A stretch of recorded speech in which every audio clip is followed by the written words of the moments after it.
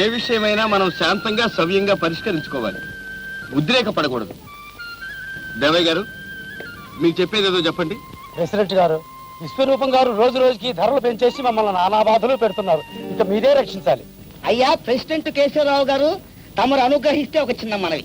చెప్పండి. ఈ ధరల పెంపకం ఉంది చూశారు, ఇది నా ప్రయోజకత్వం ఏమీ కాదు. పట్టమాసాల్లో ఉన్నారే పెద్ద పెద్ద ప్రజాసేవకులు, వాళ్ళు రాత్రింబగళ్ళు కష్టపడి ధరలు పెంచుకొస్తున్నారు. అదే ధరలు కొనుక్కొచ్చి నేను మీకు అమ్ముతున్నాను. బురద రోడ్లంబడి నానావస్థలు బడి మోసుకొచ్చినందుకు ఒక 5 పైసలు ఎక్కువ అడుగుతున్నాను. అది నేరమేనా? తమరే చెప్పండి. విశ్వరూపం గారు చెప్పిన మాట నిజమే. పట్నంలోనే ధరలు పెంచి అమ్ముతుంటే పాపం ఆయన మాత్రం ఏం చేస్తాడు? ఏదో బ్లాక్ మార్కెట్ లో కొని మనందరి కోసం కష్టపడి అమ్ముతున్నాడు ఆయన. ఆహాహాహా, కేశవరావు గారు ఎంత మంచి మాట సెలవిచ్చారు. అసలు ఈ జిల్లా మొత్తం మీద మనిషి అంటే కేశవరావు గారే మనిషి. అది సరే, మనం ఈ చిక్కుల్లో నుంచి బయటపడి ప్రజలందరూ సుఖంగా బ్రతకాలంటే ఒక్కటే మార్గం. విశ్వరూపం గారిని కూడా ఇక ఆటే కష్టపెట్టి ఏం లాభం లేదు. మనమే ఒక కోఆపరేటివ్ స్టోర్స్ పెట్టుకోవడం మంచిది. మళ్ళీ అదెందుకు? నా కొట్టుందిగా. అలా కోఆపరేటివ్ స్టోర్స్ ప్రారంభించుకోగలిగినాడు గవర్నమెంట్ వారు సరుకులన్నీ మనకు సరసమైన ధరలకు సప్లై చేస్తారు. అవి అందరూ కూడా సమానంగా పంచుకోవచ్చు. అది విషయం. అమ్మ కేశవరావు, కోఆపరేటివ్ స్టోరే కావాలి.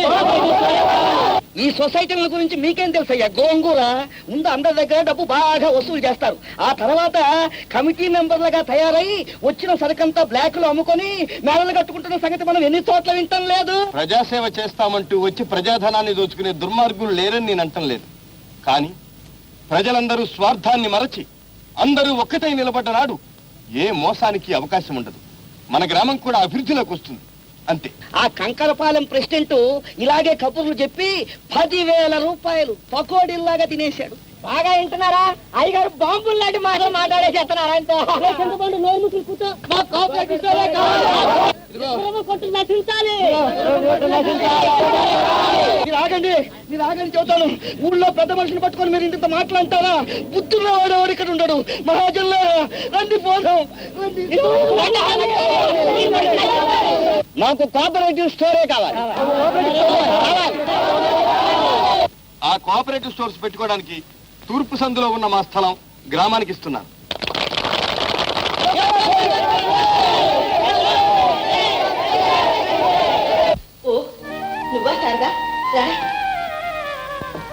ఏమ్మా, అరగంట నుంచి పిలుస్తున్నాను. ప్రెసిడెంట్ గారు భార్యవనా? మేడకి కూర్చున్నా?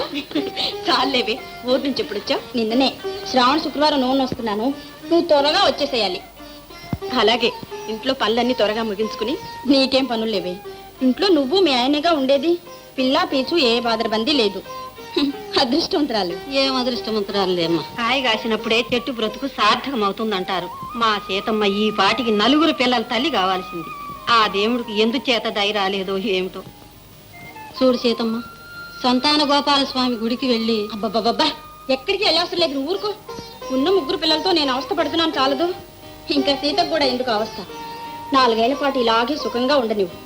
వస్తాను సీత, ఇంకో చాలా మందిని పిలవాలి. ఉండు శారదా. లక్ష్మి,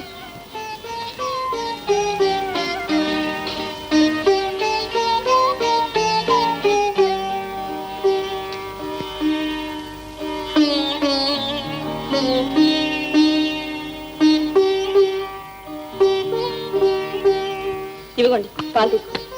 అక్కడ నుంచి ఏమండి, ఇంత ప్రొద్దుపోయే వరకు మీరు మేలుకుని కూర్చుంటే ఆరోగ్యం పాడవదు. 11 అయింది. అవన్నీ రేపు చూసుకోవచ్చు, కానీ పాలు తాగి వెళ్ళి పడుకోండి.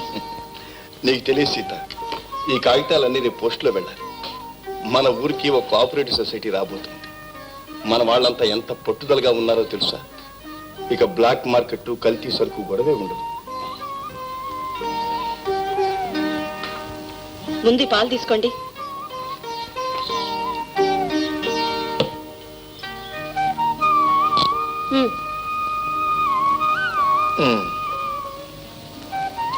అన్నట్టు కాలేజీకి జీతం కట్టాలని రాశాడు కదా వేణు, డబ్బు పంపించారా? అవును రాశాడు, మర్చిపోయాను. ఈ పంచాయతీ గొడవల్లో పడి ఇంకా సంసారమే మర్చిపోయేలాగున్నారు మీరు. అందుకనేగా మన కుటుంబ పంచాయతీకి నిన్ను ప్రెసిడెంట్ గా చేసింది. ఇదిగో సీత, మన వేణుకి వదినవైన, తల్లివైన, తండ్రివైన, అన్నవైన అన్నీ నువ్వే. రేపే మనీ ఆర్డర్ పంపించు. బాగానే ఉంది. చెప్పినందుకు ఇదా శిక్ష? కాదు, నన్ను కట్టుకున్నాను. చాలండి.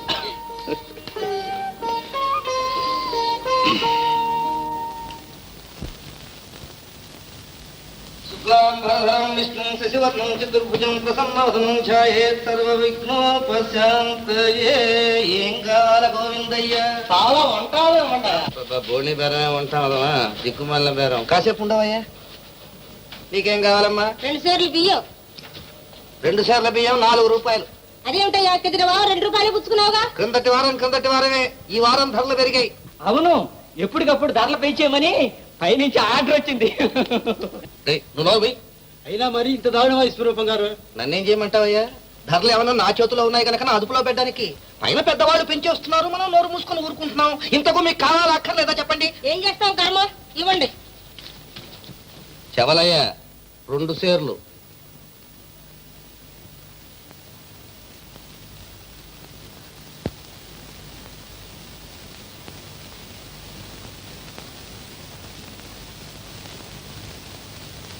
చెవలయ్య 1/2 సేరు.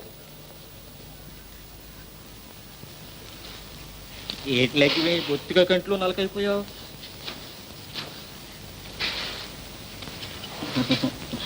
ఇంతోసేటి నోరు మూసుకుని పట్టుకెళ్ళ. అంతే, కొలతే ఇంకేయం కొసరు కోరొద్దన్నారంతే కొట్లోనూ. ఎవరు? కమిటీ నంబర్ గారా? నీకేం కావాలయ్యా? షేరు మినప్పయ్యా. సేరు మినప్ప 3 రూపాయలు. 3 రూపాయలు ఏమిటయ్యా? మినప్పయ్యా. ఇలా పెంచేస్తే మేము బ్రతికేదెట్టాగయ్యా? బాగుందయ్యా వరుస. ఊళ్ళో మన వాళ్ళంతా నానా బాధలు పడిపోతున్నారు. ఏదో చేతనైనా సహాయం చేద్దామని జాలి పడి కొట్టు పెట్టినందుకు బాగా బుద్ధొచ్చేలాగా అడిగావయ్యా. ఈ రోజుల్లో మంచిని గురించి ఆలోచించేవాడి మూతి పళ్ళు రాలగొట్టాలి అన్నారు. కొంటే కొను, లేకుంటే పో. అవునులే, 10 మైళ్ళ చుట్టుపక్కల మరో కొట్టు లేదనే కానీ ధైర్యం. చాలేండి చెప్పొచ్చారు. ఇంకో కొట్టే ఉంటే మా అయ్యగారికి ధర చెప్తారేటి, సగానికి సగం తగ్గించేస్తారు. ఎవరయ్యా? నువ్వు నోరు పుసుకో, లోపలికి వెళ్ళు. వెళ్ళు. నీ రాజరికం ఇంకెన్నాళ్ళు చూస్తానులే. ప్రెసిడెంట్ గారితో చెప్పి అంతే చెప్తాం. పదంగా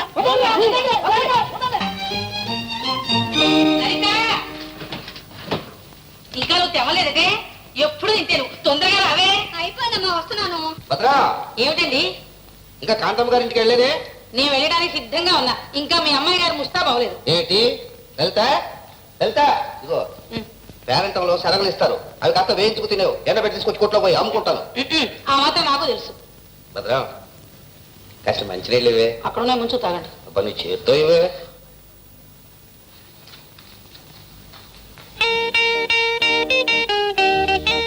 అన్నయ్య, ఇప్పుడేనా రావడం?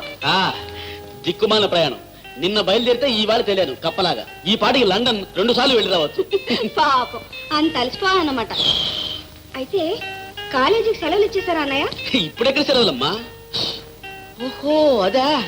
లలిత, వేణు వచ్చే నెలలో గాని రాడు. ఓ అన్నయ్య, ఏమిటా మాటలు? నా దగ్గర నీ దబాయింపు. లలిత, నీ ప్రేమాయణం అంతా నేను ఎప్పుడో కనిపెట్టేశాను. అప్పపా, నాన్న ఉంటారన్నయ్య? నాన్న ఇంట్లోనే ఉన్నాడా? మరి పెంకులు అవి ఎగిరిపోలేదే? అమ్మగారు కూడా ఇంట్లోనే ఉన్నారండి, లేకపోతే మీరు అన్నమాట కరకట్టారు. అబ్బాయి వచ్చాడే, ఇదేనట్టు రావటం? అవునన్నా. ఎవరైనా ఇట్టా చిక్కిపోయావే? కాస్త ముందుగా ఉత్తరం రాస్తే చెవలైన స్టేషన్ పంపించడానికే టైం ఇదమ్మా. హడ్డిలిపోయి కంగారుగా బయలుదేరి వచ్చాను. హళ్ళిపోవడం ఎందుకు రా, మేము బాగానే ఉన్నాగా. అది కాదు నాన్న, పరీక్షకు డబ్బు కట్టాలని ఎన్ని ఉత్తరాలు రాసినా పంపకపోతే ఏం చేయను? అటు పరీక్ష ఇటు డబ్బు, అటు పరీక్ష ఇటు డబ్బు. డబ్బు పంపరా? మరి పంపానని చెప్పా కదండి. ఇదొక పరీక్ష నాకు. అదేనే పంపుదామని అనుకుంటున్నాను. ఇంతలోకే సోమయ్య వచ్చి ఎక్కువ వడ్డీ ఇస్తా అన్నాడు. సరే, వచ్చే వారం వీడికి పంపించవచ్చు కదా అని ఆ డబ్బు ఆసద్దేశాను. ఏమిటట్టుగానే ఉంది. మీకు వడ్డీ వ్యాపారం ఎక్కువ, అబ్బాయి చదువు ఎక్కువ. పంపకే చదువే ఎక్కువ. ఒరే అబ్బాయి, నేను వెళ్ళొచ్చిన తర్వాత డబ్బిస్తాను, ముందు నువ్వు లోపల వెళ్ళి స్నానం చేయి. ఏమండాలి? కుంపడ మీద నీళ్లు పెట్టాను, కాఫీ కలిపి అబ్బాయికి ఇచ్చి మిగతాది మీరు తాగండి. ఏమేమి వెళ్తామా? తొందరగా రావే, ప్రయాణం అంతా వచ్చి ఉంటారు. అయ్యగారు కాఫీ బ్రహ్మాండంగా కాస్తారండి. అందులో ఏ సందేహం లేదురా. కానీ అబ్బాయి తాగిన తర్వాత మిగతాదే మనకు. కూర్చోండి.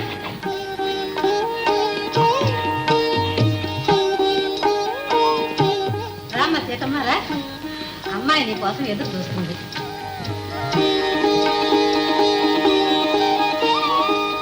అబ్బాయికి ఏం పేరు పెట్టారు పిన్ని గారు? రవికుమార్. మంచి పేరు కదరా నాన్న. రవి ఇటు చూడన్నా చూడమ్మా. ఒకసారి వచ్చావా సీత పెందలాడే రమ్మంటే ఇప్పుడా వచ్చేది రారా. ఎవరమ్మా ఆవిడ? మీ అమ్మాయితో అంత కలుపు కొలుతనంగా ఉంది. సీతమ్మ గారని మన ప్రెసిడెంట్ గారి భార్య. ఆయన తగ్గ ఇల్లాలు. ఇల్లాలు ఇటుక రాయి మంచి మనుషులు మురిసిపోతున్నావు గాని ఇలా పిల్లవాడిని ఎవరి చేతికి పడితే వాళ్ళ చేతికి ఇవ్వకూడదు. గుడ్రాలు ముద్దు పెట్టుకుంటే బిడ్డలు కాస్త గడ్డలై ఊరుకుంటారు. వెళ్ళి కాస్త దృష్టించు.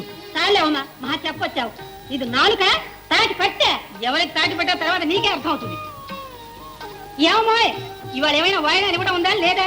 మేము ఇంకా బోర్డు నెలకెళ్ళాలి పేరెంట్ అని. ఇదిగో ఇచ్చేస్తున్నాను భద్రమ్మ గారు. ముందు ఆయన మా సీతకి ఇవ్వాలని. అవ్వా అవ్వా ముందు ఆయన పిల్లా పీచు లేని వాళ్ళకి ఇచ్చుకుంటారా? నిచ్చే పిల్ల పిల్లలు ఉన్నవారి ఇలాంటి పొరపాటు పని మరెప్పుడు చేయదు భద్రమ్మ గారు. సీత